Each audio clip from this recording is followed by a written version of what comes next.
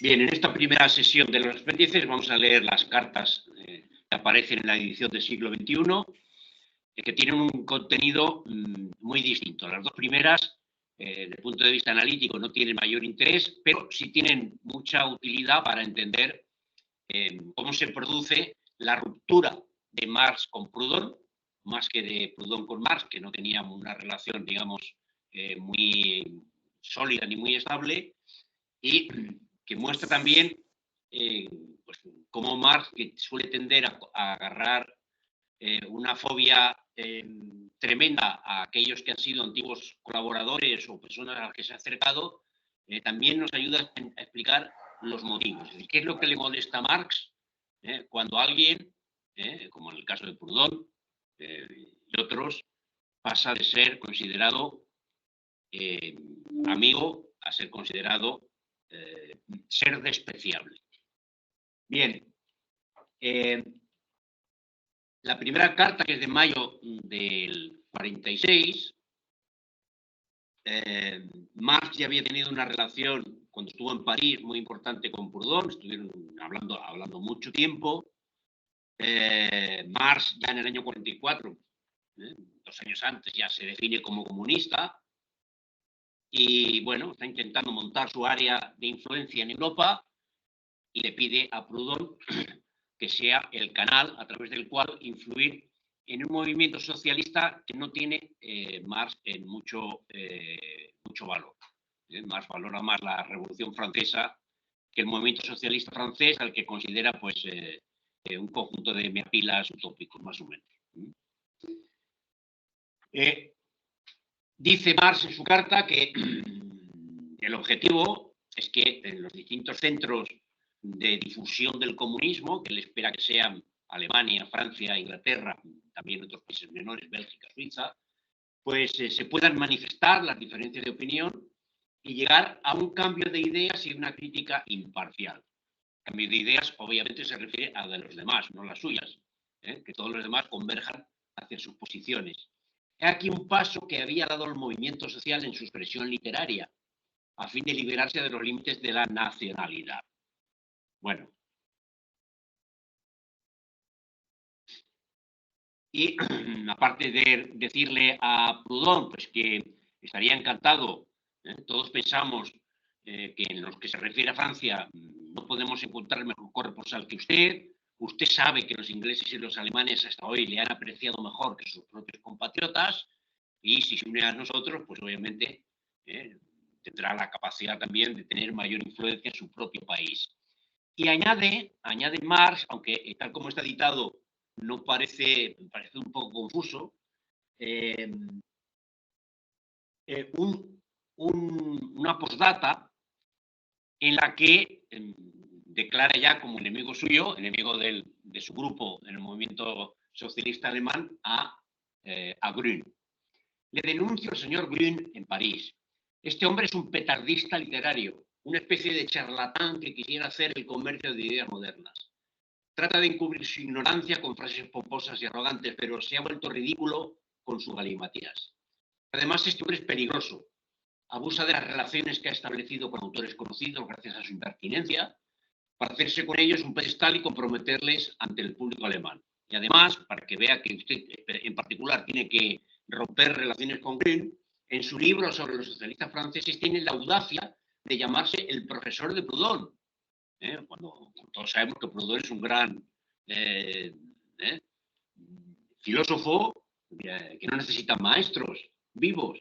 Pretende haberle revelado los axiomas importantes de la ciencia alemana y se burla de sus escritos. Quizá le hablaré más tarde de ese individuo. Así termina la carta de Marx.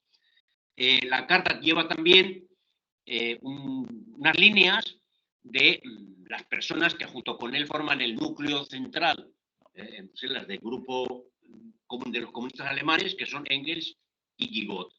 Es interesante leer lo que dice cada uno de ellos. Cómo tratan a Proudhon. Marx dice, están ya establecidas nuestras relaciones con Inglaterra. En lo que se refiere a Francia, todos pensamos que usted, ya lo he dicho, es el mejor. Conteste muy pronto y crea en la amistad bien sincera de su afectísimo Karl Marx. Gigot Philippe Guigot dice: aprovecho con placer la ocasión que tengo con esta carta para decirle cuán agradable es para mí entrar en relación con un hombre tan distinguido como usted. Entre tanto, permítame llamarle su afectísimo. Y Engels dice: en cuanto a mí, solo me queda esperar que usted, señor Proudhon, aprobará el proyecto que acabamos de presentarle y que tendrá la complacencia de no negarnos su colaboración, ni se le ocurra. Le expreso el profundo respeto que sus escritos me han inspirado por usted y soy su muy afectísimo Federico Engels. Como vemos, ya los jóvenes, Marx y Engels, de 26 y 28 años, pues tratan al señor Proudhon de 30 y pico. Bueno, si nosotros le reclamamos su colaboración, ¿qué va a hacer usted? Pues obviamente a venirse. Y la respuesta de Proudhon pues introduce una serie de comentarios críticos a la carta anterior, que parece que no tiene gran contenido, salvo la crítica a Green. Dice: acepto de buen grado. Me tomaré también la libertad de hacer algunas reservas inspiradas por algunos párrafos de su carta. Es decir, usted ha escrito algo que no me ha gustado. Eso a Marx le sienta a cuerno quemado. ¿Cómo? Que yo he escrito algo y me lo pretende rectificar el señor Proudhon. Continúan en el texto de la carta Proudhon. Después de haber derribado todos los dogmatismos, no pensemos a priori en adoctrinar al pueblo a nuestra vez. Aplaudo de todo corazón su idea de publicar un día todas las opiniones. Hagámonos una buena y leal polémica. Demos al mundo el ejemplo de una tolerancia sabia y previsora. Pero por estar a la cabeza del movimiento, no nos hagamos los jefes de una nueva intolerancia. No nos presentemos como los apóstoles de una nueva religión, aunque ella fuera la religión de la lógica, la religión de la razón. Recibamos, animemos todas las protestas, condenemos todas las exclusiones, todos los misticismos. No consideremos jamás una cuestión como agotada y cuando hayamos utilizado hasta nuestro último argumento, empecemos de nuevo, si es necesario, con la elocuencia y la ironía. Con esta condición entraré con placer en su asociación. Si no, no. Y continúa. Continúa con unos párrafos en los que muestra que para él la acción que tiene que desarrollar el movimiento socialista en Europa, se llame socialista como en Francia, laborista en Inglaterra o comunista en Alemania, no es la acción revolucionaria, porque dice: no debemos fijar la acción revolucionaria como medio de reforma social, porque ese pretendido medio sería simplemente un llamado a la fuerza, a lo arbitrario, concretamente una contradicción. Para mí el problema es así: hacer entrar en la sociedad por una combinación económica las riquezas que han salido de la sociedad por otra combinación económica. En otros términos, transformar en economía política la teoría de la propiedad contra la propiedad, con el fin de engendrar lo que vosotros, socialistas alemanes, llamáis comunidad, y que me limitaré, comunidad, por tanto, la raíz de comunismo, y que me limitaré por el momento a llamar libertad e igualdad. Pienso conocer el medio de resolver en breve plazo ese problema. Prefiero, pues, hacer que la propiedad se consuma más que darle una nueva fuerza haciendo un San Bartolomé de los propietarios. La noche de San Bartolomé, cuando se pasaron a cuchillo a todos los hugonotes y la lucha de la religión en Francia. Mi próxima obra, que en este momento está a medias en su impresión, hablará más sobre ello. Se refiere, en la carta del 17 de mayo, a Filosofía de la Miseria, que se publicará en octubre de ese mismo año. He aquí, mi querido filósofo, le dice Marx, mi querido filósofo, ¿dónde estoy por el momento? Salvo que me equivoque, y habiendo motivo para ello, reciba la férula de vuestra mano, a que me someto de buen grado, esperando mi desquite. Y luego viene un párrafo que yo creo que le sentó más el cuerno quemado al amigo Marx que este párrafo anterior donde renuncia a la revolución. Porque le dice que deploro las pequeñas divisiones, cuando para Marx son divisiones no solo de posición política, sino de fundamento, de interpretación de la realidad, las que hay entre los socialistas alemanes. Recordemos la crítica a los hegelianos de izquierda que hay hace poco. Deploro sinceramente las pequeñas divisiones que, según parece, existen ya en el socialismo alemán y de las cuales sus quejas contra el señor G ofrecen la prueba. Bueno, obviamente el ego de Marx ha tenido que sentirse muy dolido por esta consideración de quejica menor que le achaca el señor Proudhon.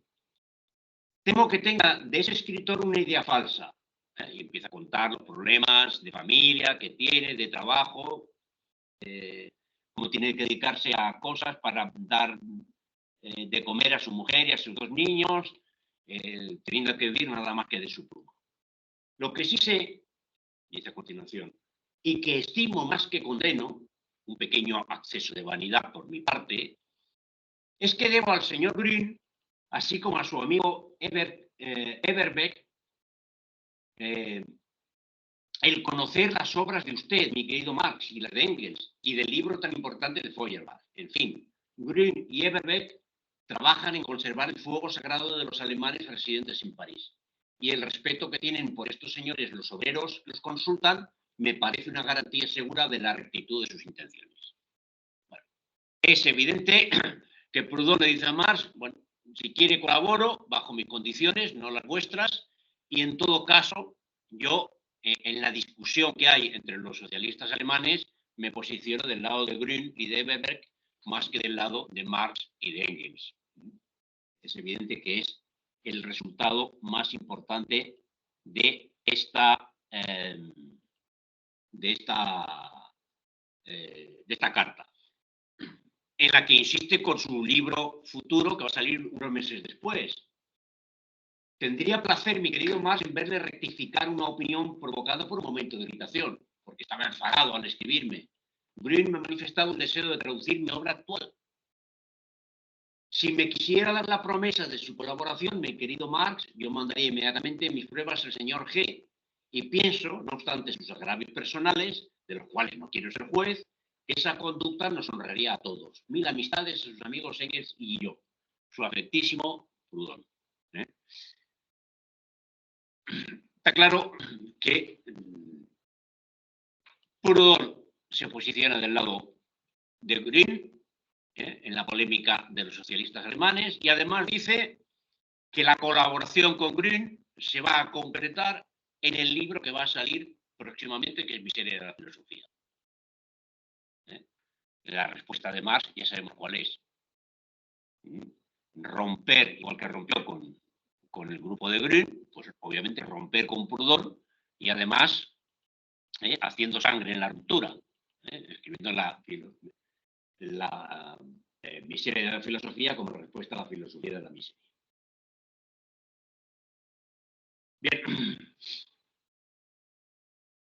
2 meses después, 3 meses después de la publicación del libro,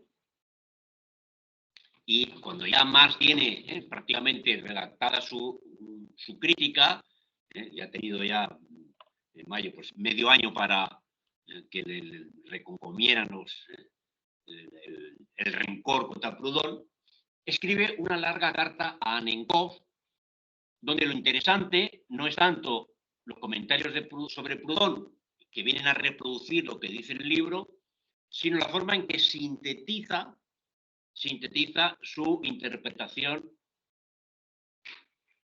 interpretación marxista de la historia o del método del materialismo histórico. Obviamente, en este caso, esta carta, el libro de Proudhon es una excusa para exponer su posición en unos párrafos que son francamente de una densidad y una brillantez tremenda. Bueno, respecto al libro, dice: el libro me ha parecido malo, muy malo. Proudhon no nos ofrece una crítica falsa de la economía política porque sea la suya una filosofía ridícula. Nos ofrece una filosofía ridícula porque no ha comprendido la situación social de nuestros días en su engranaje, engrenement. Si usamos esta palabra, que al igual que muchas otras cosas, Proudhon ha tomado de Fourier. Encima, pues lo mismo que el señor Vogt y Friedrich Nietzsche, etcétera, pues todos los que Marx desprecia, pues, tiende a acusar de una forma o de otra de plagiarios. El mismo Proudhon nos da la clave del enigma. Para Proudhon, la historia es una determinada serie de desarrollos sociales. Ve en la historia la realización del progreso. Estima finalmente que los hombres, en tanto que individuos, no sabían lo que hacían, que se imaginaban de modo erróneo su propio movimiento. Es decir, que su desarrollo social parece a primera vista una cosa distinta y separada y dependiente de su desarrollo individual. Proudhon no puede explicar estos hechos y recurre entonces a su hipótesis, verdadero hallazgo, de la razón universal que se manifiesta. Bueno, este comentario, si nos fijamos en cómo se explica la historia, es una crítica no solo a Proudhon, sino a todos los manuales de historia que se utilizan desde el bachillerato hasta la universidad. Se presenta la historia como una determinada serie de desarrollos sociales en las que se mueven individuos en una sociedad y el movimiento de esos individuos pues lo entendemos nosotros porque tal como se explica la historia, pues ellos no eran capaces, actuaban, pero sin saber lo que hacían. Y no es solamente la forma de interpretar la historia de Proudhon, sino una forma pues, bastante habitual también hoy en día. ¿Y qué, frente a eso, qué es lo que propone Marx?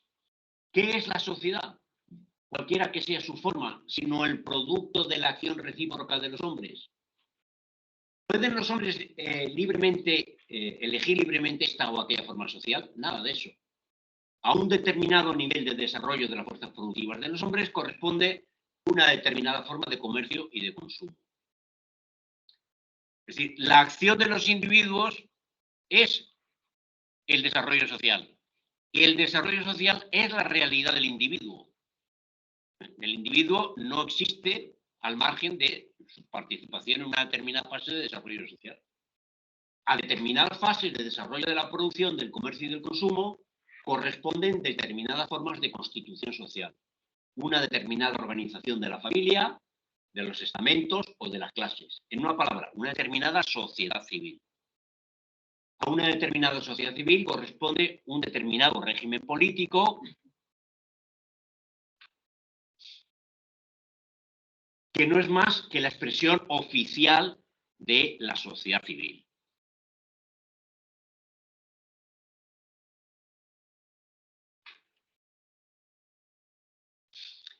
Los hombres no son libres de escoger sus fuerzas productivas, base de toda su historia, pues toda fuerza productiva es una fuerza adquirida, producto de la actividad anterior. Por lo tanto, las fuerzas productivas son el resultado de la energía práctica de los hombres, pero esta misma energía se halla determinada por las condiciones en que los hombres se encuentran colocados, por las fuerzas productivas ya adquiridas, por la forma social anterior, que ellos no han creado y que es producto de generaciones anteriores. Es decir, el individuo, los individuos que se expresan como desarrollo social, son producto de las generaciones anteriores. El simple hecho de que cada generación posterior se encuentre con fuerzas productivas adquiridas por las generaciones precedentes, que le sirven de materia prima para la nueva producción, crea en la historia de los hombres una conexión, crea una historia de la humanidad, que es tanto más la historia de la humanidad por cuanto las fuerzas productivas de los hombres y por consiguiente sus relaciones sociales han adquirido mayor desarrollo.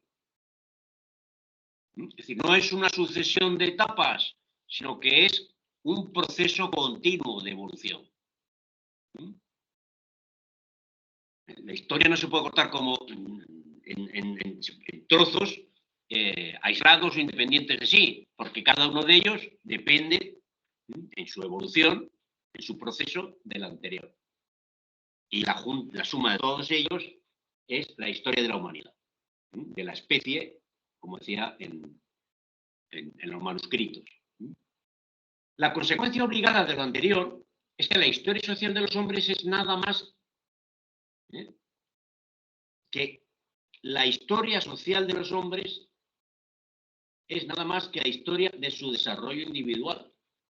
Tengan o no tengan ellos mismos la conciencia de esto. Sus relaciones materiales forman la base de todas sus relaciones. Estas relaciones materiales no son más que las formas necesarias bajo las cuales se realiza su actividad material e individual.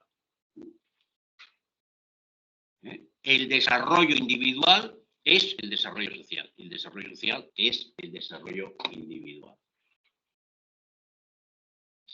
En ese proceso, en ese continuo, en esa historia de la humanidad, que por cierto, tal como lo presenta Marx, contrasta con la visión teleológica que se le suele, las críticas no marxistas le suelen hacer a Marx y a su método. No, señor. Ya nos ha dicho que quien tiene una visión teleológica es Proudhon, es la historiografía burguesa, que ve una serie de desarrollos sociales como hacia la realización del progreso. Él, por el contrario, ve que en las distintas fases de la evolución, es la evolución de la especie. No hay un progreso hacia un fin último. Por tanto, la crítica teleológica con estos párrafos de la carta Nenkov queda claramente desmontada. Los hombres jamás renuncian a lo que han conquistado.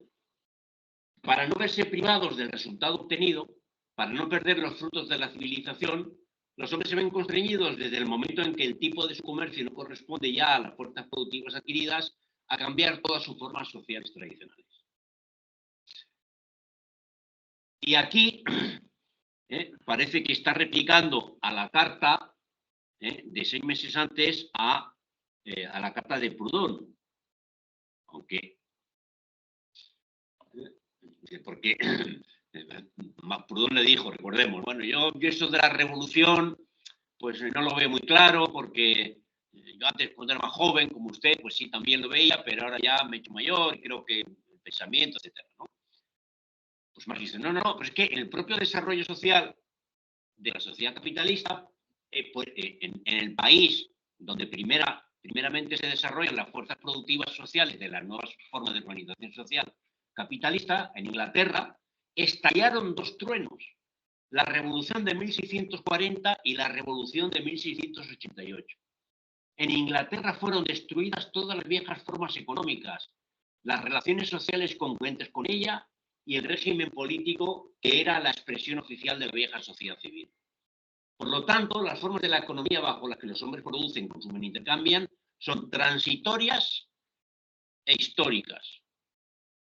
Al adquirir nuevas fuerzas productivas, los hombres cambian su modo de producción y con el modo de producción cambian las relaciones económicas, que no eran más que las relaciones necesarias de aquel modo concreto de producción. Interesante también este párrafo.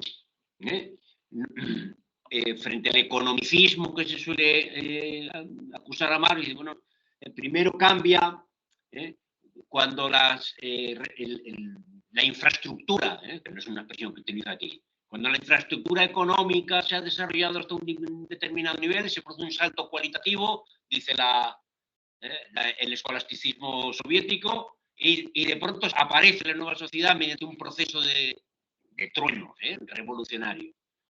No. Al adquirir nuevas fuerzas productivas, y recordemos que Marx nos había dicho que la fuerza productiva más importante es el proletariado mismo, esa es la clase obrera misma. Lo que leíamos el otro día respecto a la clase en sí, la clase para sí.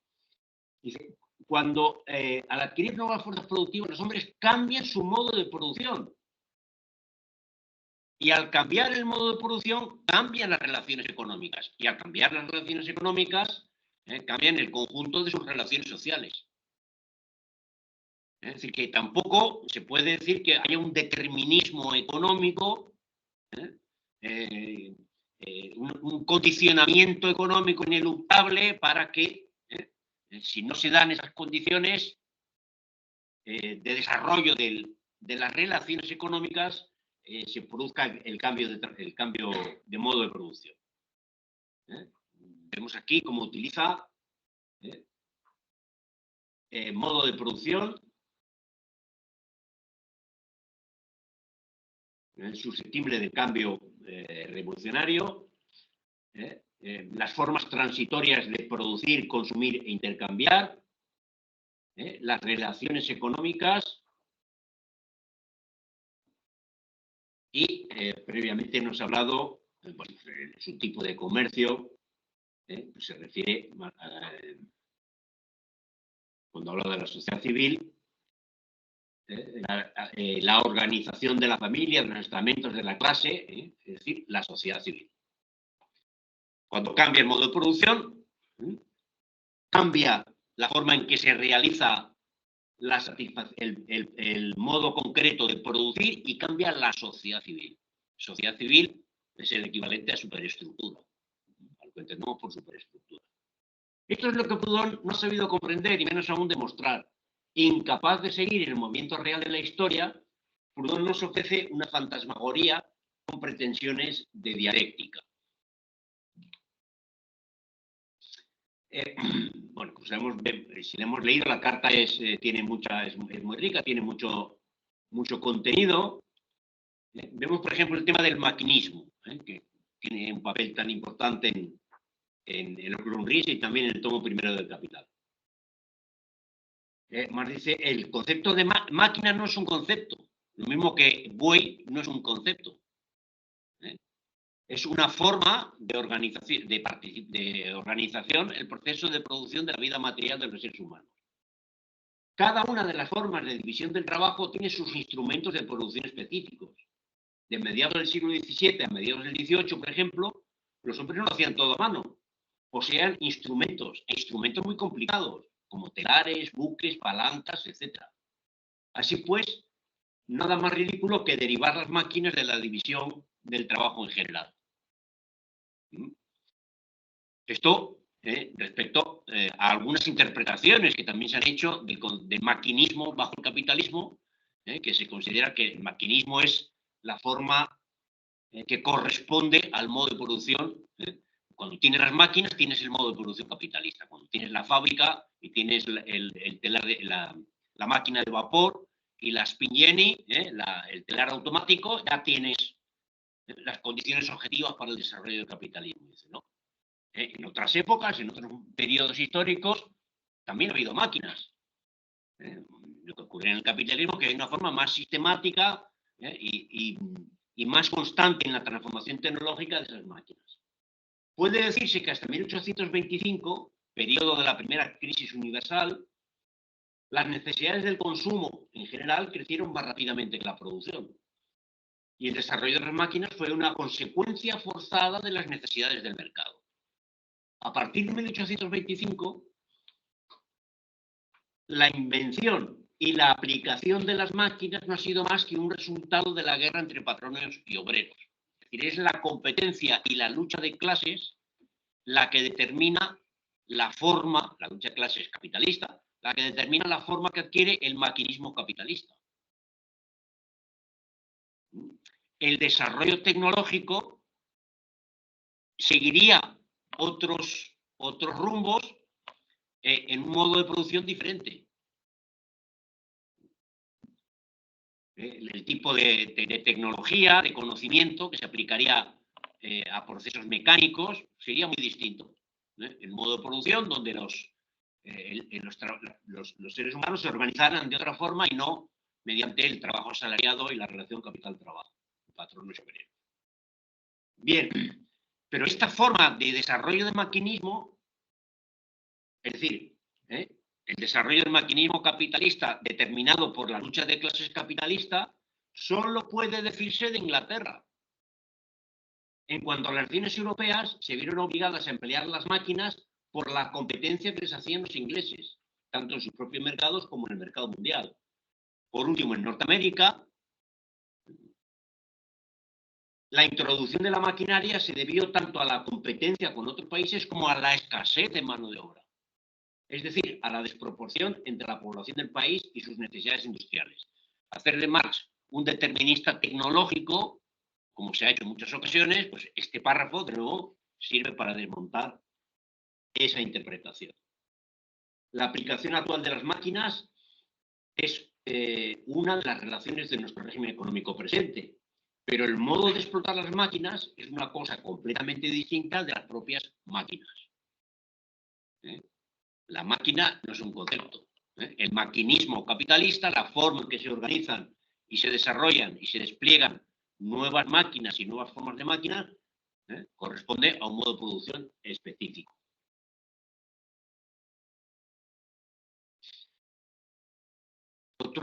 Otras frases interesantes en relación con el tema de la propiedad.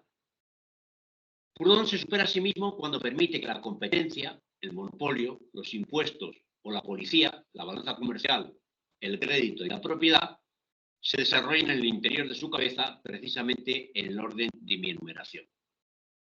La propiedad constituye la última categoría en el sistema de Proudhon. En el mundo real, por el contrario, la división del trabajo y todas las demás categorías de Proudhon son las relaciones sociales que en su conjunto forman lo que actualmente se llama propiedad. Fuera de esas relaciones, propiedad burguesa no es sino una ilusión metafísica o jurídica. La propiedad de otra época, la propiedad feudal, se desarrolla en una serie de relaciones sociales completamente distintas. Hay quien critica a Marx, por ejemplo, recientemente recibí una carta de un compañero diciendo que Marx tiene un concepto transitivo a histórico de trabajo. Bueno, pues exactamente lo mismo. Podrá utilizar el término de propiedad, pero frente a Proudhon, que entiende la propiedad como propiedad privada inherente a todos los modos de producción, él dice que no, que la propiedad en otra época tiene otras características y otra sociedad civil, otro marco de relaciones, se inserta en una superestructura completamente diferente. Para entender el papel de la propiedad en la sociedad capitalista, hay que entender cómo se articulan las relaciones sociales capitalistas en su conjunto. Los hombres, al desarrollar sus fuerzas productivas, es decir, al vivir, desarrollar las fuerzas productivas es sinónimo de vivir. Característica específica de la especie hombre, que vive desarrollando las fuerzas productivas, cosa que otras especies vivas no hacen. Al desarrollar sus fuerzas productivas, ahí sí está el papel antropológico del trabajo, pero no el concepto de trabajo como un concepto universal. En cada época tiene un contenido distinto. Al desarrollar sus fuerzas productivas, es decir, al vivir, desarrollan ciertas relaciones entre sí, y el carácter de estas relaciones cambia necesariamente con la modificación y el desarrollo de estas fuerzas productivas. Proudhon no ha visto que las categorías económicas no son más que abstracciones de estas relaciones reales y que únicamente son verdades, es decir, las que él utiliza ¿dónde estaban? De balanza comercial, monopolio, impuestos, crédito, propiedad, todas las categorías que utiliza Proudhon.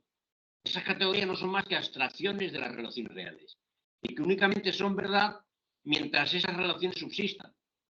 Por consiguiente, incurren en el error de los economistas burgueses, que ven en esas categorías económicas leyes eternas y no leyes históricas, que lo son únicamente para cierto desarrollo histórico, para un determinado desarrollo determinado de las fuerzas productivas.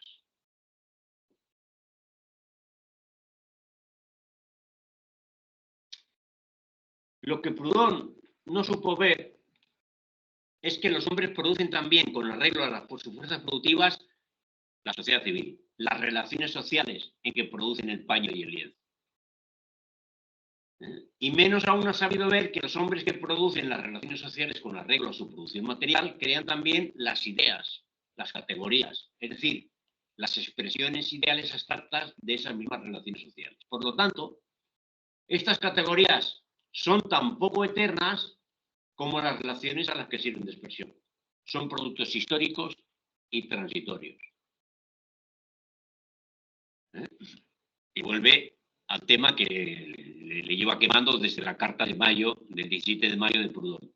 En lugar del gran movimiento histórico que brota del conflicto entre las fuerzas productivas ya alcanzadas por los hombres y sus relaciones sociales, que ya no corresponden a estas fuerzas productivas, en lugar de las terribles guerras que se preparan entre las distintas clases de una nación y entre las diferentes naciones, en lugar de la acción práctica y violenta de las masas, la única que puede resolver estos conflictos, en lugar de este vasto, prolongado y complicado movimiento, Proudhon pone el fantástico movimiento de su cabeza.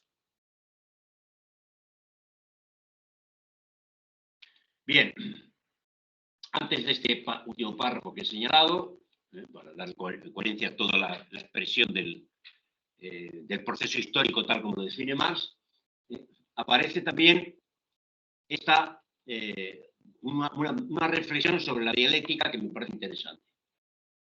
Dice que para Proudhon el antagonismo, es decir, lo que llamamos la contradicción, es una relación entre bueno y malo. La competencia buena, el monopolio malo. Y Marx dice, no, pero es que el antagonismo no se expresa en términos de bueno y malo, sino como una interacción.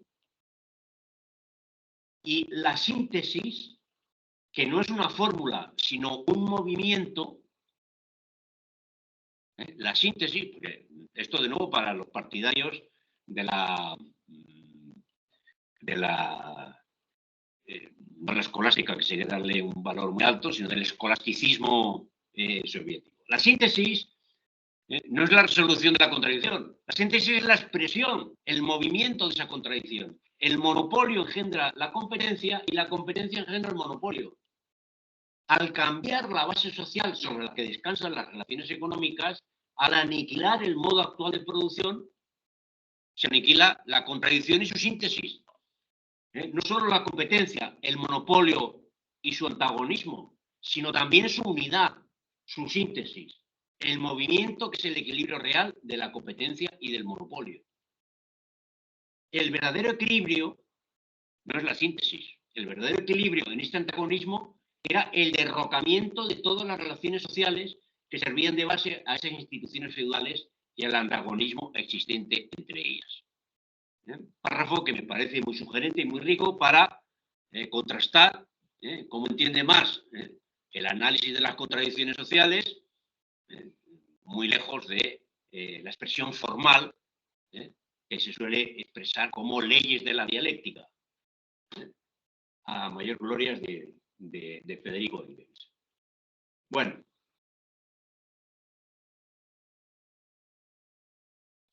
Y otro párrafo que no tiene nada que ver con todo lo anterior, pero que tiene que ver pues, con una forma cultural todavía bastante vigente. Dice en un momento de la carta, en una sociedad avanzada,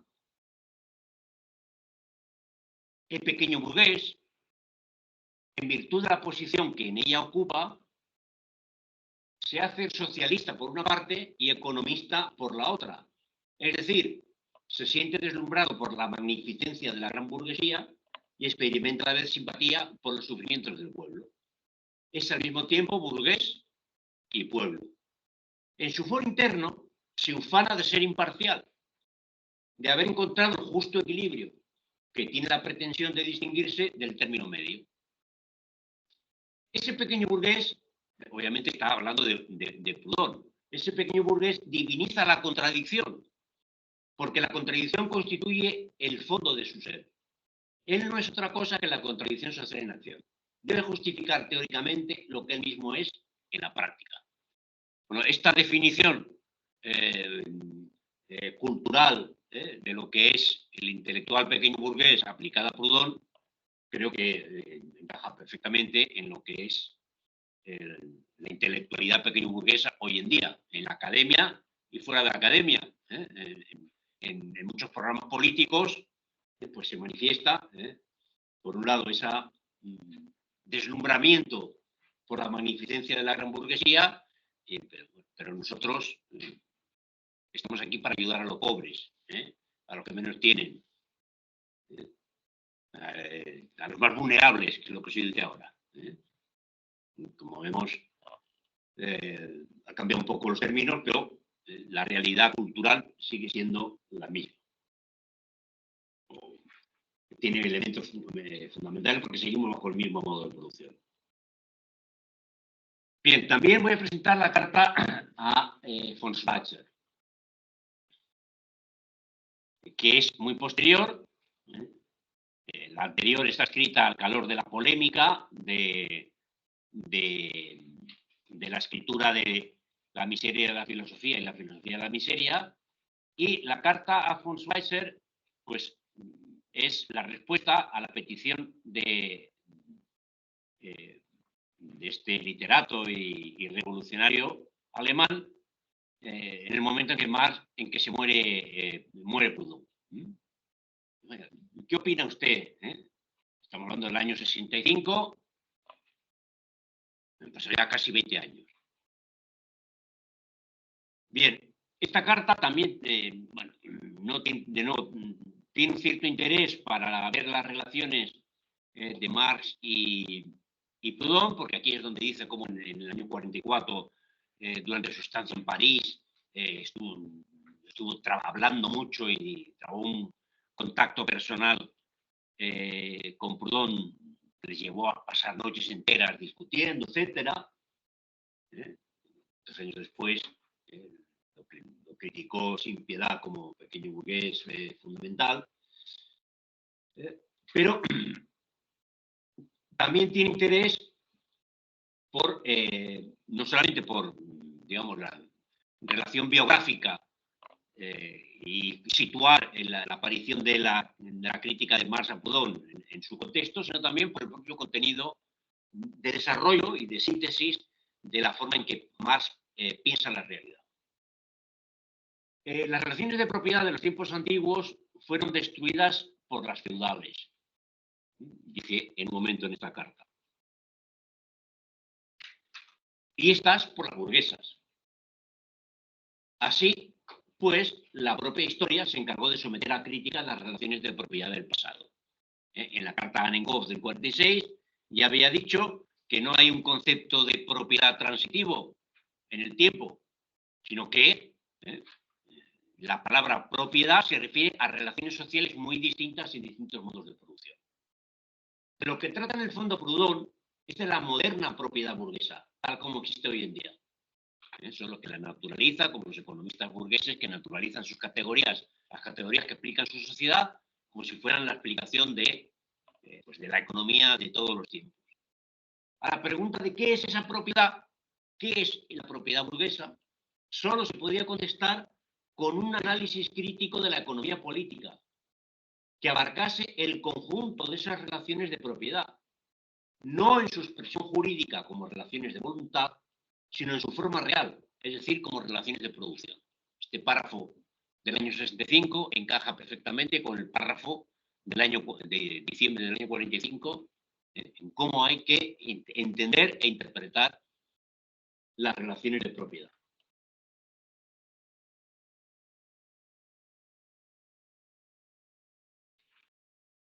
Bueno, este párrafo lo he puesto porque conecta con la propia carta de Proudhon. Dice que no tiene delante los textos de Proudhon. A Schweitzer dice, no, es que no tengo delante ninguno de sus libros, o sea que no puedo hacer una crítica textual, pero por lo visto sí tenía la carta del 17 de mayo del 46, porque se acuerda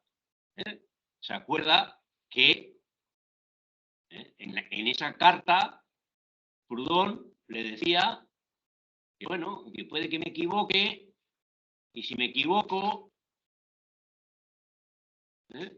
aquí, mi querido filósofo, donde estoy por el momento, salvo que me equivoque y habiendo motivos para ello, reciba la férula de vuestra mano, a que me someto de buen grado, esperando mi desquite. Es decir, que si me equivoco, tú me criticas y me das un golpe con tu mano y luego ya pues intentaré yo recomponerme. No tengo los libros de este delante, pero sí me acuerdo. Dice, poco antes de que apareciese su segunda obra importante, Filosofía de la Miseria, etc., el propio Proudhon me anunció su próxima publicación en una carta muy detallada de otras cosas, detallada en relación con Grün, y con la posibilidad de establecer un acuerdo, no, de ser el corresponsal en Francia del movimiento comunista de los alemanes, donde, entre otras cosas, me dice lo siguiente: espero la férula de su crítica. En efecto, mi crítica cayó muy pronto sobre él, en mi libro de la filosofía, etc., de tal forma que puso fin para siempre en nuestra mitad. O sea que Marx es muy consciente, y todavía 20 años después se ve que la carta de Proudhon le ha causado un malestar bastante considerable.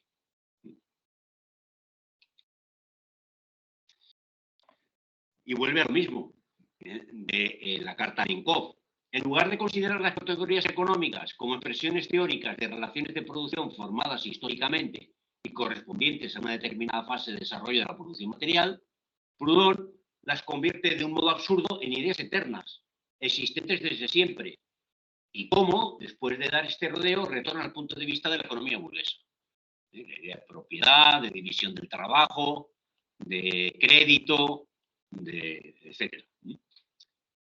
Al decir que las actuales relaciones, las de la producción burguesa, son naturales, los economistas dan a entender que se trata precisamente de unas relaciones bajo las cuales se crea la riqueza y se desarrollan las fuerzas productivas de acuerdo con las leyes de la naturaleza.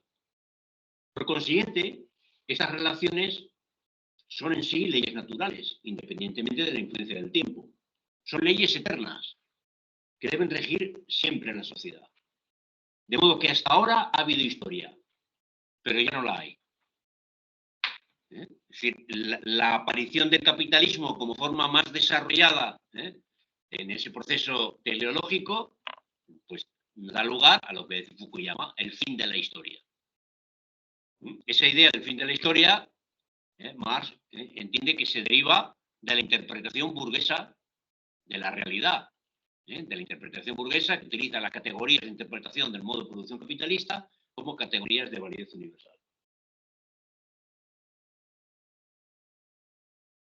La base teórica de las ideas de Proudhon tiene su origen en el desconocimiento de los principios elementales de la economía política burguesa, a saber, la relación entre la mercancía y el dinero.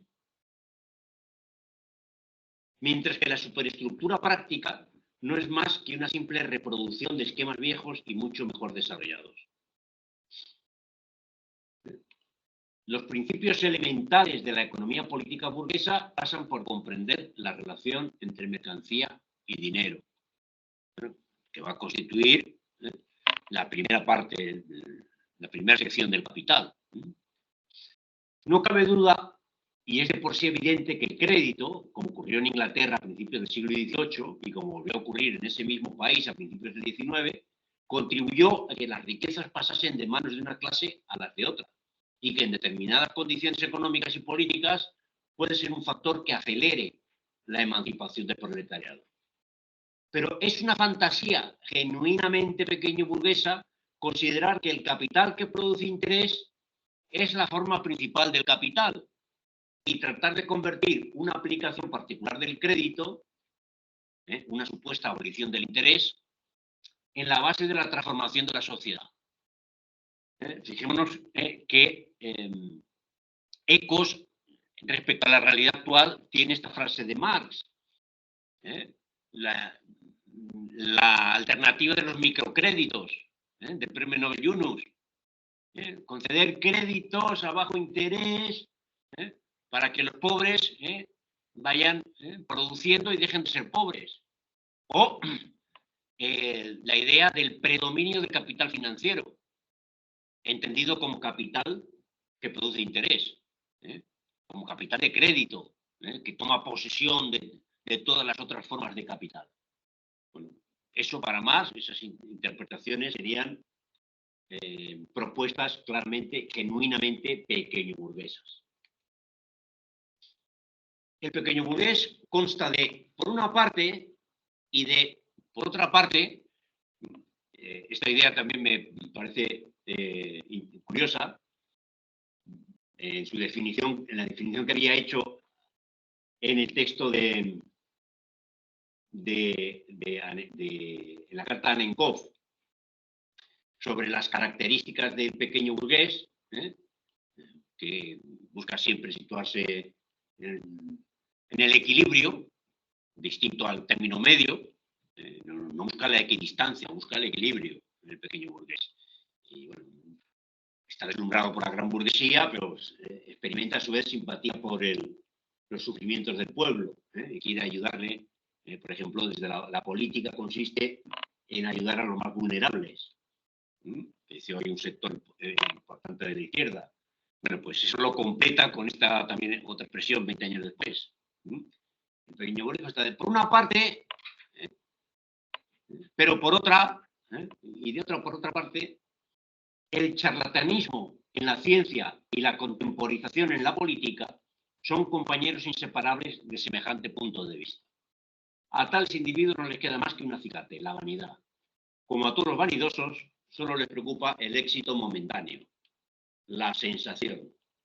Hoy diríamos la fama. Y con esto doy por terminada la presentación de las cartas que acompañan el texto de Marx.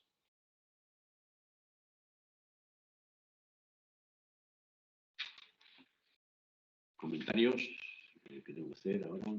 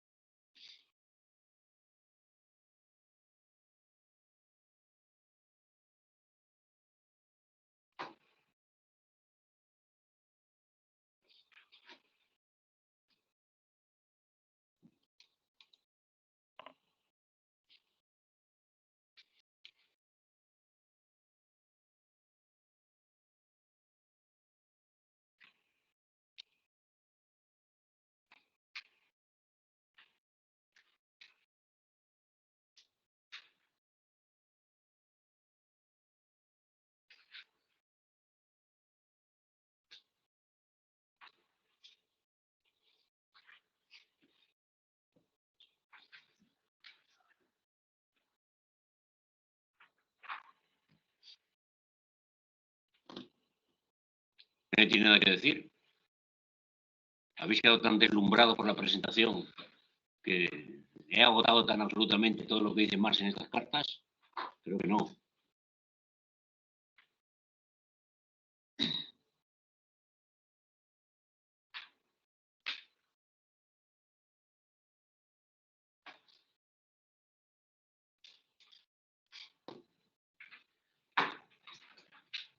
Hay una cosa que no has comentado. Quería comentar. Sí, como general, igual. Al hilo de un poco de una pequeña polémica que he tenido estos días. No se indica muy bien el paginado, porque hay un. Voy a ver si encuentro el PDF.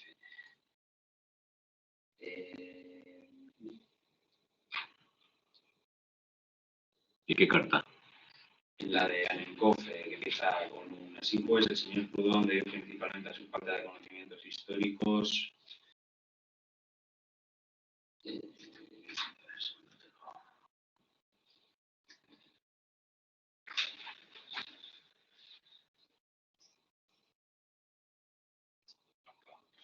Está, pues no sé, 1, 2, 3, 4, 5, 6, o por las 6, 7, la página 6, 7, pero bueno.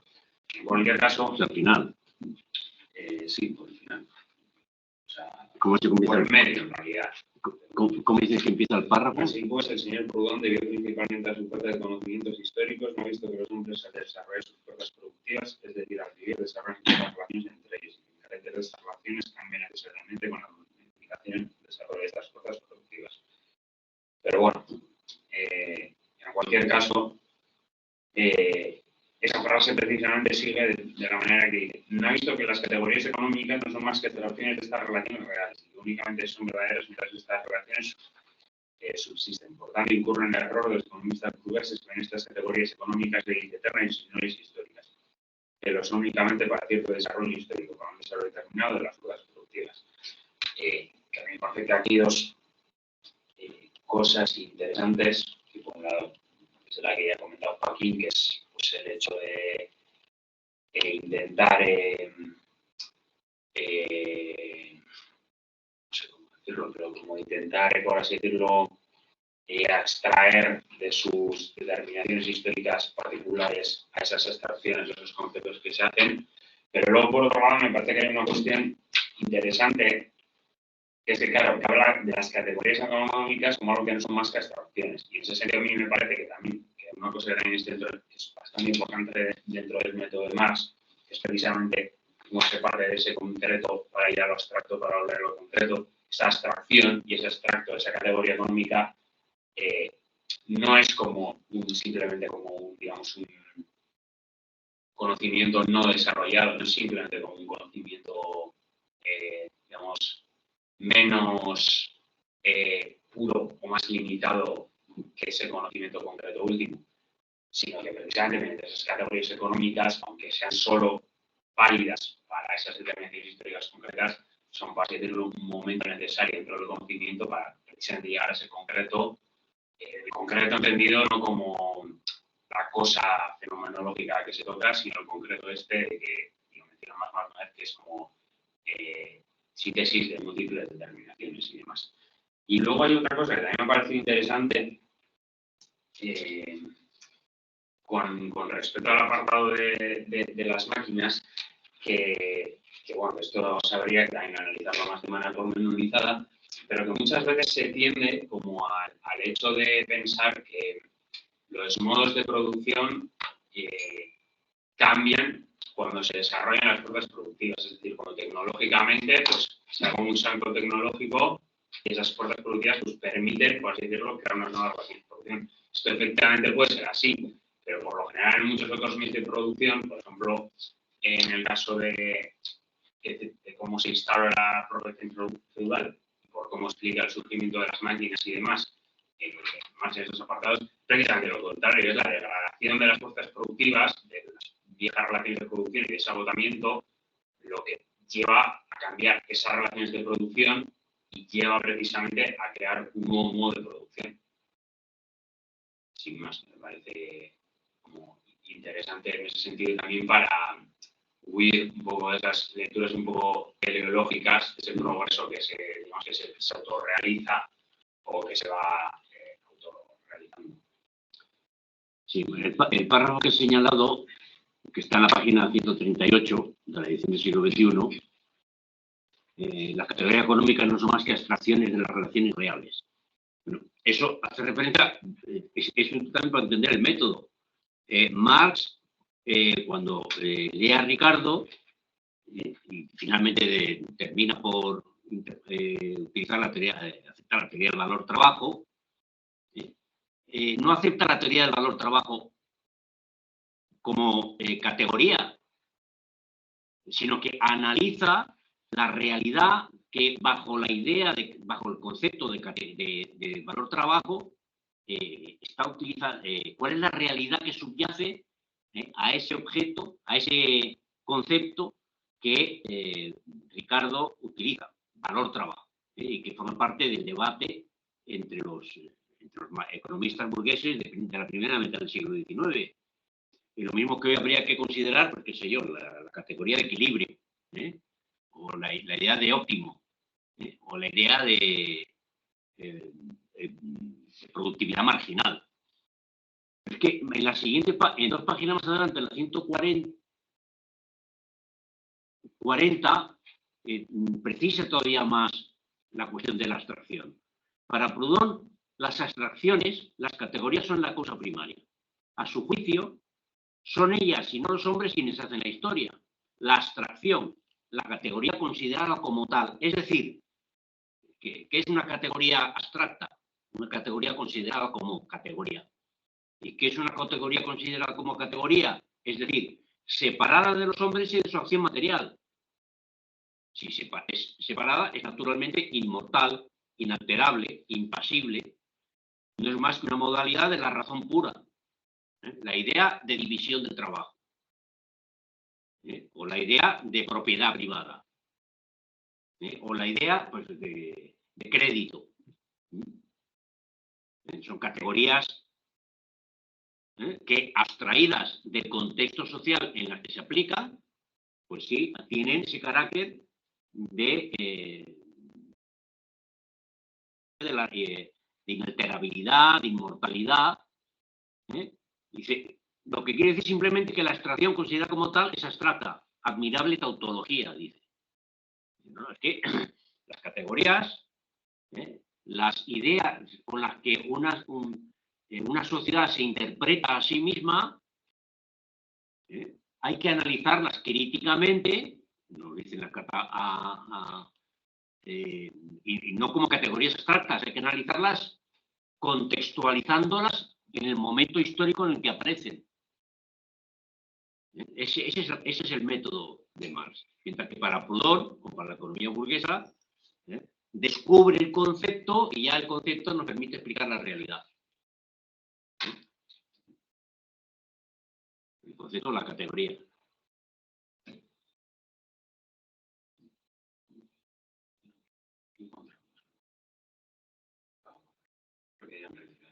Enrique, que dijo que iba a estar, que sí está por visto. Adelante.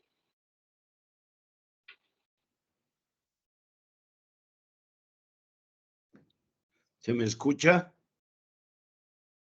Hola. ¿Se me escucha? Enrique. ¿No se me escucha? Ah. Sí, se escucha. ¿Se escucha bien?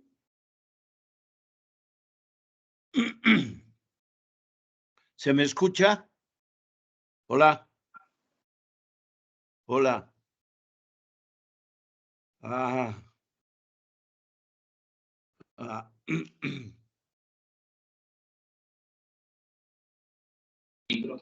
Ya se te oye. ¿Ya se me escucha? Sí, perfectamente. Gracias, perdón. Si no, si es un distractor, me dices, Joaquín, me dicen, a mí me quedó la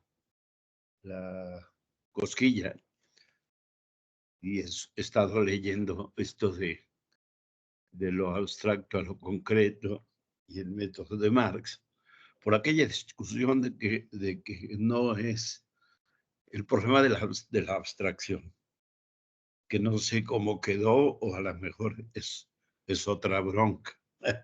Esto del método de lo abstracto. ¿Por qué? Porque tal como lo dice aquí las cartas, así entiendo el asunto de la abstracción, como un método en el proceso de la investigación, en un método de alcanzar la comprensión concreta de la realidad con las abstracciones, tal como lo dice Marx aquí, en términos de acusando a Proudhon que no puede hacer esas abstracciones aisladas del contexto histórico, social. Y yo sé que no te has detenido en ello ahora, pero aquí en el texto, cuando habla de las antiguallas hegelianas y el método que es un método de abstracción que no es el de Marx, el que utiliza Proudhon. Me parece que por ahí está algo que al menos resulta que puede ser que sea un problema mío de incomprensión. Bueno, tengo otra gran duda, o más que gran duda, me parece que sería una pregunta de precisión. Miren, la relación, en primer lugar, sí creo totalmente que la gran fuerza productiva es el proletariado. Y que a un determinado desarrollo de las fuerzas productivas corresponde un desarrollo de la economía, pero también de la política. ¿A qué voy? No sé si conozcan el texto. Hoy vengo en el plan propagandista, el texto de Trotsky, que es el programa de transición.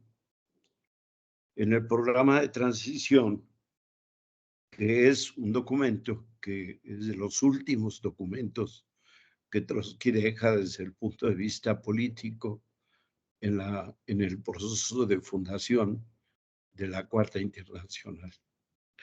Y lo que, entre otras cosas, plantea, y ahí está la pregunta, dice Trotsky, dice, las fuerzas productivas han cesado de crecer.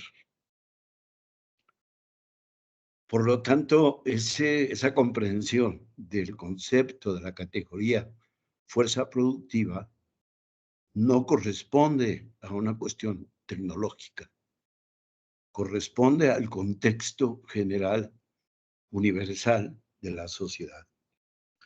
Él dice y afirma otra cosa importante, dice, la crisis de dirección del proletariado que ha transformado, dice Trotsky, esta crisis de dirección del proletariado, después de afirmar el problema de las fuerzas productivas, dice, se ha transformado en la crisis de la civilización humana. ¿Qué hay con esa categoría fuerza productiva? ¿Qué hay con el proceso de la situación revolucionaria de la lucha de clases? Que no es nada más, en mi opinión, una categoría meramente económica. Tal como, Joaquín, tú lo has dicho ahora, cuidado con el economicismo, ¿no? Que es otra comprensión. Esa es mi opinión. Pude llegar porque me atendió rápido el médico y pude llegar. Qué bueno porque escuché la intervención. Saludos. Gracias, Enrique. Saludos. Muy interesante el comentario.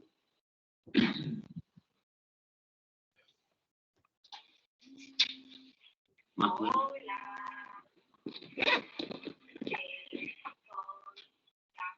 cosas.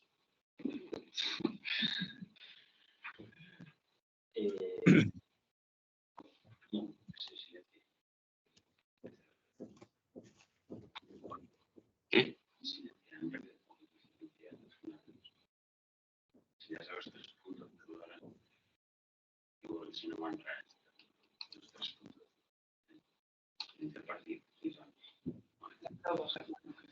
Sí, lo mismo, pero sin interparticipando.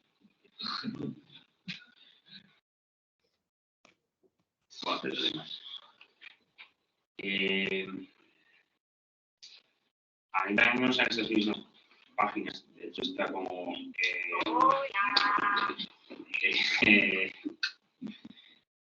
creo que 3 párrafos más adelante del párrafo que he citado antes, en referencia al monopolio y a la competencia, hay un párrafo que dice así: mire usted por un segundo la vida real. En la vida económica de nuestros días no solo verá usted la competencia y el monopolio, sino en su síntesis que es una fórmula, sino un movimiento. El movimiento engendra la competencia y la competencia engendra el monopolio. Por lo tanto, esta ecuación, lejos de eliminar las dificultades de la situación presente, como se imaginan los economistas burgueses, tiene por resultado una situación más difícil y enrollada. Así, al cambiar la base sobre la cual descansan las relaciones económicas actuales, al adoptar el modelo actual de producción, se aniquila no solo la competencia, el monopolio y el antagonismo, sino también su unidad, su síntesis, el movimiento, que es el equilibrio real de la competencia y el monopolio. A mí, esta frase me parece que es interesante también de cara, por lo mismo que ha comentado Joaquín, que también me parece interesante, de cara al texto que ha salido por las bastantes veces, que es la cuestión del imperialismo y de cómo si se entiende el imperialismo como una especie de negación absoluta en la forma monopólica de la competencia o no, yo diría que no es así, pero bueno, es más bien una tergiversación que se tiende a hacer. Pero, o sea, un poco también de cara hilando con ese texto, que me parece que es interesante el ver esto de cómo precisamente el monopolio frente a la competencia y la competencia genera un monopolio precisamente por las tendencias inmanentes que tienen, que hasta cierto punto también como, bueno, esto aquí sale en muchos sitios, ¿no? Pero como también Marx apunta a eso incluso antes de que se desarrollara, por así decirlo, de manera bastante igual más evidente, aunque bueno, vale la pena bastante intensa para los que lo desconozco, esa cuestión de los tours monopólicos y demás, y los cárteles, etc.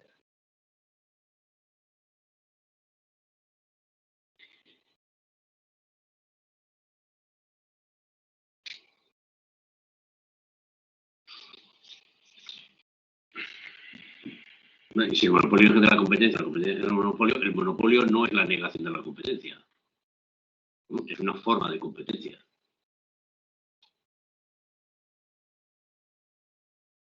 Sí. Pero, o sea, insisto que yo no creo que esa sea la tesis de, por ejemplo, de Lenin y por extensión ni de Hitler, como se llama, ni del otro que no hablo mismo cómo se llama. Bueno, de Hitler igual sí, pero Hobson. Bujarin.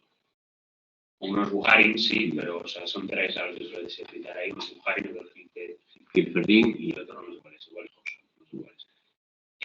O sea, pero bueno, en cualquier caso que no creo que sea esa concepción. Igual esa es más la concepción, diría, más a lo mejor de Bujarin que de Lenin, pero yo creo que Lenin no entiende el imperialismo como, digamos, una forma monopólica que niega totalmente la competencia, sino precisamente la forma en que se realiza esa competencia ya entendida en un sentido de un capitalismo desarrollado donde el capitalismo ha llegado hasta cierto punto a unos límites geográficos de acumulación de capital. Entonces, como esos se desarrolla de manera monopólica y esa competencia monopólica tiene que luchar entre ellas en forma, pues, bueno, en el contexto de la Guerra Mundial.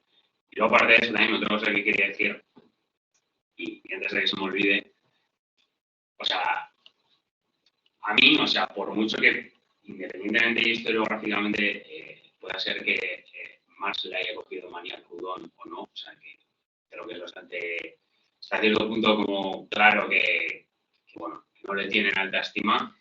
También habría que ver en qué estima le tendría o hasta qué punto también, por ejemplo, en la primera carta que le manda le está calentando la oreja porque quiere que se una a ellos, eso sería otro tema.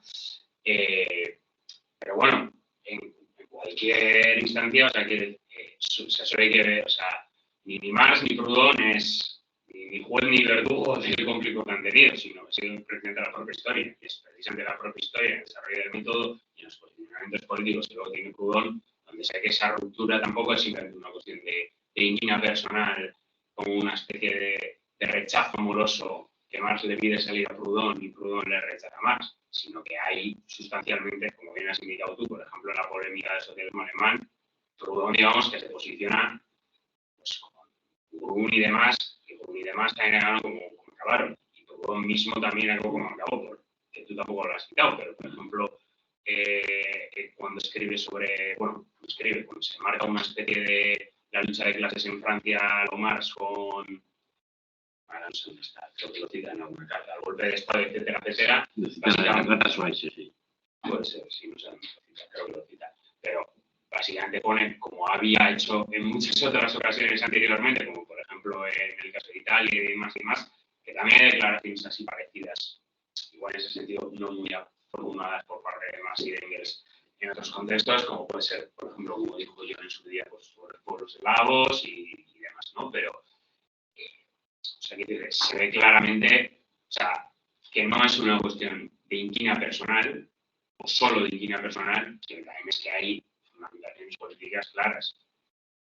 De la misma manera, pues que más puede representar pues una, digamos, intelectualidad alemana que se ha desclasado y que, pues, que en ese sentido se erige como uno de los fundadores, digamos, ideológicos de lo que luego es todo el movimiento obrero, pues Proudhon es pues, otro de los tantos más de esos socialistas utópicos, que es precisamente esa representación de esa pequeña burguesía, de ese pequeño propietario que se proletariza, y demás y demás. Entonces, a mí eso sí que me gustaría remarcarlo, porque siempre que sale a colación esta obra parece que es una cuestión de que parece que Marx la tomó por despecho, y como se ha visto, pues hombre, igual algo de despecho pues puedo tener, en todo caso, es irrelevante. O sea, lo relevante son las diferencias políticas, que las hay. O sea, no hay una manipulación por despecho, no hay un llevar la contraria por llevar la contraria. Lo que hay es una diferencia metodológica, lo que hay es una diferencia en planteamientos políticos, lo que hay es una diferencia en cuanto a desarrollo político posterior. En el caso de uno, pues que no me ha ejercido muy bien, yo diría, y en el otro, pues que ha ejercido, yo diría que francamente mejor. Es que a mí me parece que lo que no podemos utilizar son algunas palabras, como inquina, cuando nos referimos a la respuesta que le da Marx cuando habla del método de Proudhon, porque en realidad lo que está haciendo, está claro que hay unas diferencias metodológicas, intelectuales y políticas. Entonces, yo creo que esa es la esencia. A mí me gustaría, por ejemplo, quizás comentar un poco lo de las máquinas, porque a veces podemos caer en el error. A mí me ha gustado lo que he leído en la carta que le manda, la segunda carta, porque Marx nos explica allí que no son las máquinas lo que determina las relaciones las relaciones entre los trabajadores y la interacción que se da entre los trabajadores con las máquinas en el modo de producción. Entonces, ¿por qué digo yo esto? Porque siempre pensamos, bueno, si hay una... Ahora hemos estado hablando en los últimos tiempos de la revolución tecnológica, ¿no?, que estamos viviendo. Vosotros, más por ser más jóvenes quizás, pues por más, estáis más metidos. Esta revolución tecnológica, podríamos hablar de las máquinas nuevas de este siglo, y sin embargo, sí tendrá que hacerse posiblemente en el futuro, quizás nosotros no estaremos, que se hará un análisis histórico de cómo fueron las relaciones de producción y las interacciones entre el hombre y la máquina y cómo se modificó los procesos productivos y cómo también influyó en las relaciones humanas, ¿no? Pero lo que es cierto es que seguimos en un sistema capitalista y que está cambiando las relaciones, pero realmente el sistema se sigue manteniendo.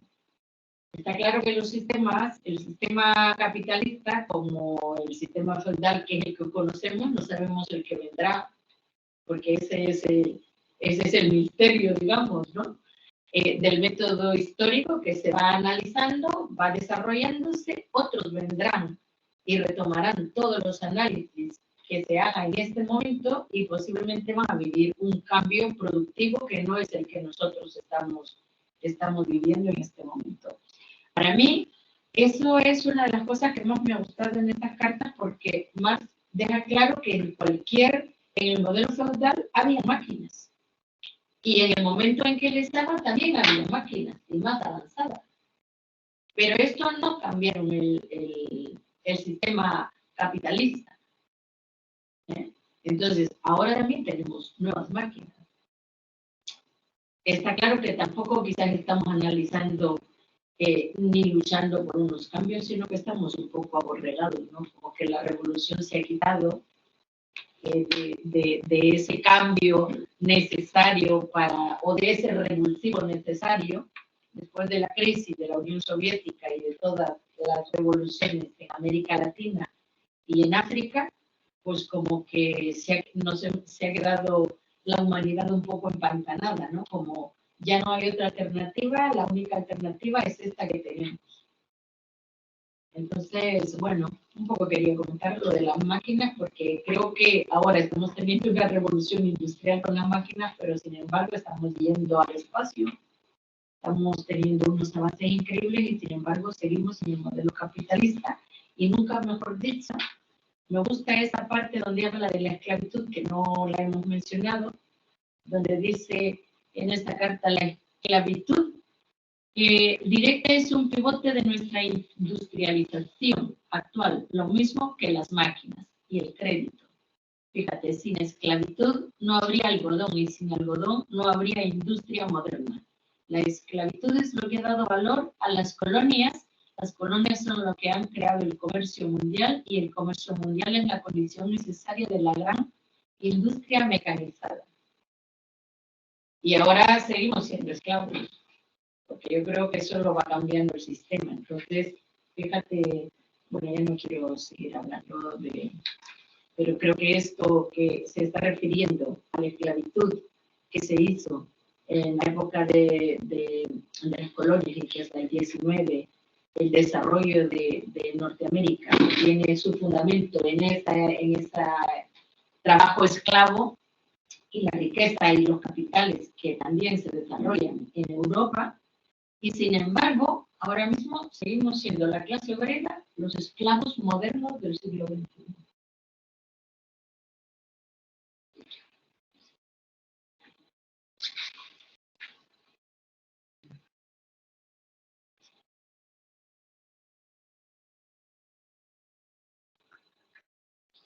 Bueno, ¿no hay más comentarios? Bueno, yo puedo cambiar un poco de tema.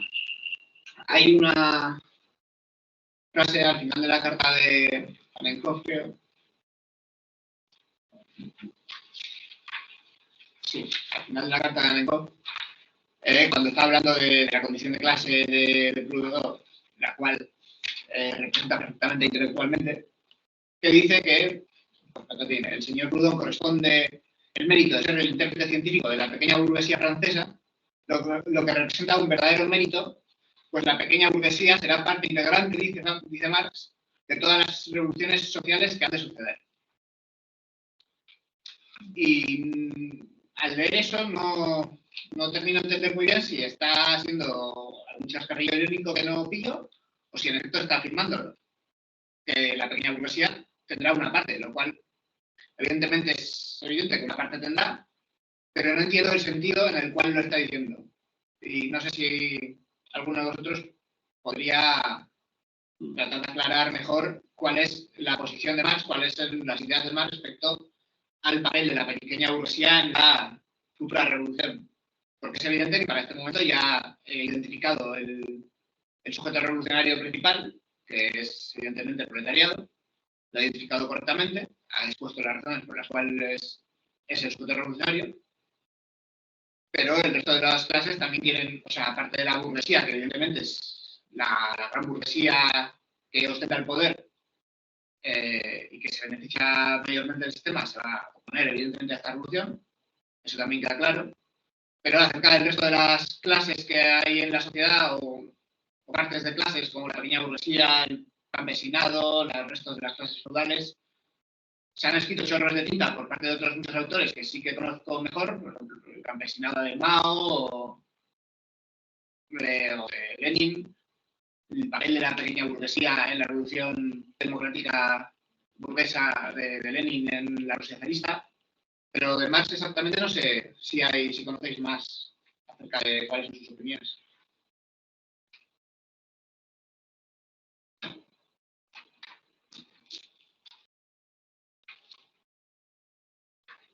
¿Me comenta? Bueno, la lucha de clases en Francia y algunos otros textos más políticos de Marx, en la confrontación que él ve entre el capital y el proletariado, y en el proceso histórico, él ve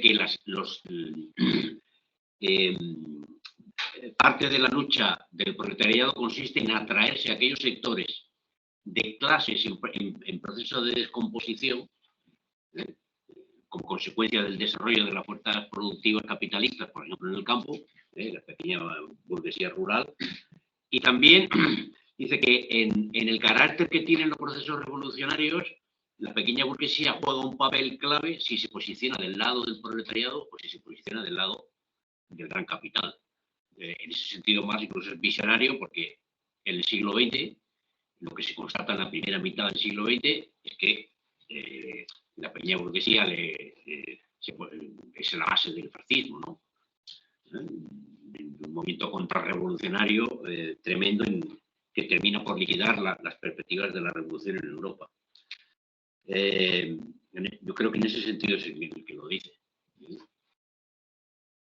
Pero, o sea, que tiene que jugar un papel no en tanto que pequeña burguesía, porque no se trata de que en el proceso social la pequeña burguesía se reproduzca después en el nuevo orden social como pequeña burguesía, sino que en el proceso de contradicción abierta, de revolución, pues está de un lado o está de otro. Porque no tiene un lugar propio. Igual que los sectores de clases en proceso de descomposición procedentes del modo de producción anterior.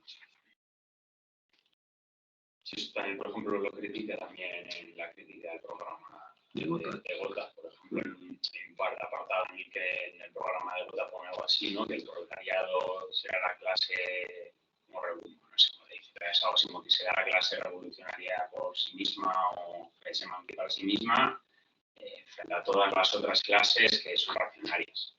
Y más precisamente salta a criticar eso, o sea, en plan, la cuestión de que no es como simplemente una cuestión, que por cierto, también me parece un poco un aviso navegante a todas estas, digamos, lecturas bastante simplistas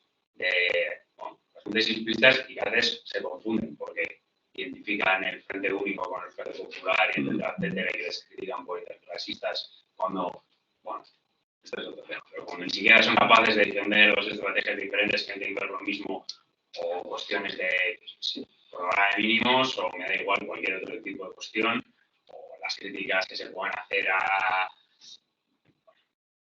muchas, por ejemplo, en el conflicto de Palestina y Israel, ¿no? De cómo, por ejemplo, no, claro, es que como ahí lo que está pasando es que pues, Palestina simplemente es como una especie de pataleta de la burguesía palestina y entonces como comunistas no deberíamos apoyar eso. O sea, hay gente que dice, que plantea de manera no irónica que al final que jamás Fatah y todos estos grupos, incluido el ala marxista dentro del eje de resistencia de Palestina, lo único que están haciendo es una especie de, bueno, están reproduciendo el capital como relación social y claro, lo único que viene es un estado propio para reproducir el capital de forma más, digamos, óptima. Lo cual, hasta cierto punto, puede ser cierto. O sea, que decirte, pues Fatah y Hamas no buscan la emancipación del proletariado como clase histórica y universal. Es evidente que no. Pero tampoco es simplemente, digamos, irreducible a como, no sé cómo decir, o sea, es, digamos, precisamente partir de esa abstracción, partir del proletariado como clase de abstracción, como clase abstracta o como clase esto, abstraándose de todas sus determinaciones específicas, simplemente no. Solo cuál es la revolución pura, es la revolución proletaria. Porque también es ciertas tesis que confrontaban, por ejemplo, con las tesis de los bolcheviques, en el cual una de las tesis contrarias a esta, por ejemplo, era la de otras de los muchos que eran parte de los bolcheviques. Pero, o sea, Marx desde el principio yo creo que sí que vislumbra bastante bien, como lo vislumbra en plan muchos otros escritores posteriores, el hecho de que hay dos clases que sí que pueden, por así decirlo, tener una autonomía absoluta con respecto, absoluta con respecto a un programa histórico en cuanto a la realización esto, y el resto de clases pues son como clases que están dubitativas, pero no implica ni que esas clases que están en medio sean siempre reaccionarias o sean siempre progresistas, implica en cómo se posicionen parte de contra qué o por qué cojan en plan o se posicionen en un sector o otro. Todo eso de desarrollo. Pues Gotha, la trilogía francesa, creo que también, por ejemplo, con estos de Engels, pero la lucha de los campesinos en Alemania también creo que se desarrolló así, con estos de Engels, ¿no? El libro este sobre las revoluciones campesinas de Alemania. O no sé, también hay algunas cuestiones más Hombre, los clásicos escritos sobre España, de cuando era el corresponsal, también se pueden vislumbrar algunos visos de eso, incluso los escritos que tienen sobre pues, la cuestión irlandesa. O sea que, como habéis navegantes, frente a esas, digamos, lecturas simplistas de todo lo que no sea puramente proletario y aparentemente es contrarrevolucionario, pues ahí también más diría que da un poco una visión a navegantes. Pero bueno, eso es otro debate bastante más amplio.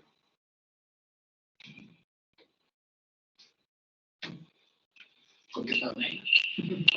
Bueno, pues si no hay más intervenciones, cerramos la sesión por hoy.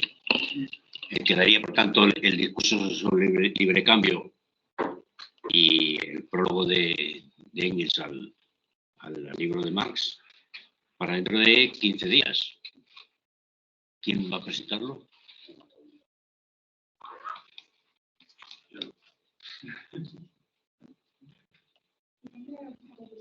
Iñaki es la siguiente.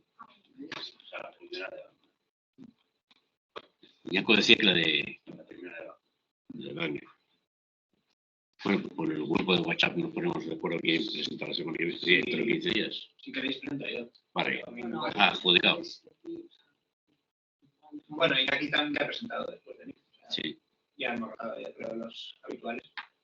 Nada. Si no, que si no me antes que llega otra Sí, vez pero sobre Pero los mismos hay que votar, o sea, precisamente. Va a hacer mucho que presente la unidad. Online solo se ha presentado algo Adrián y un día Víctor, ¿no? Sí, Víctor está ahora con lo de la posición, no. Pero hay otra gente ahí también que puede presentar, el propio Enrique. Yo diría que es un contenido fácil. ¿Eh? Sí, es un contenido Sí, es fácil. Lo único que Hemos quitado unas páginas. Lo de Schweitzer. yo tengo una pregunta, sí, es verdad, que creo que en la edición que está en el Drive, o sea, yo en mi edición, hay un apéndice que es el trabajo de Karl Marx, contribución a la crítica de la economía política, que son 2 páginas.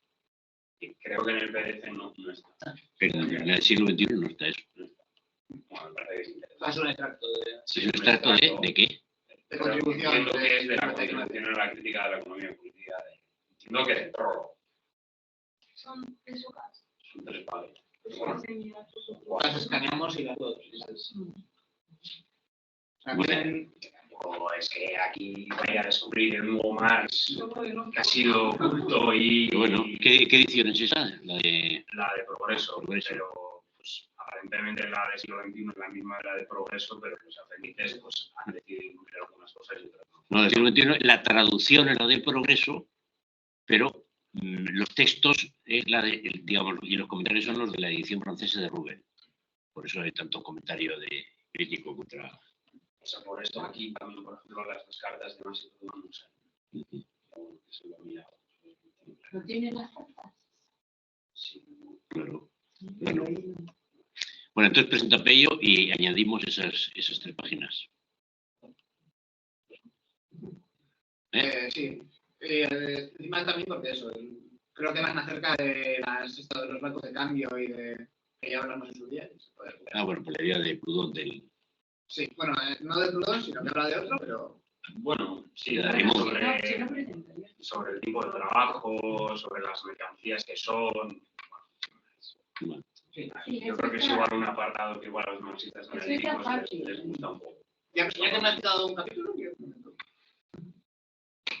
Bueno, pues nada, hasta dentro de 15 días. Bueno, felices fiestas. ¿No tenéis fiesta la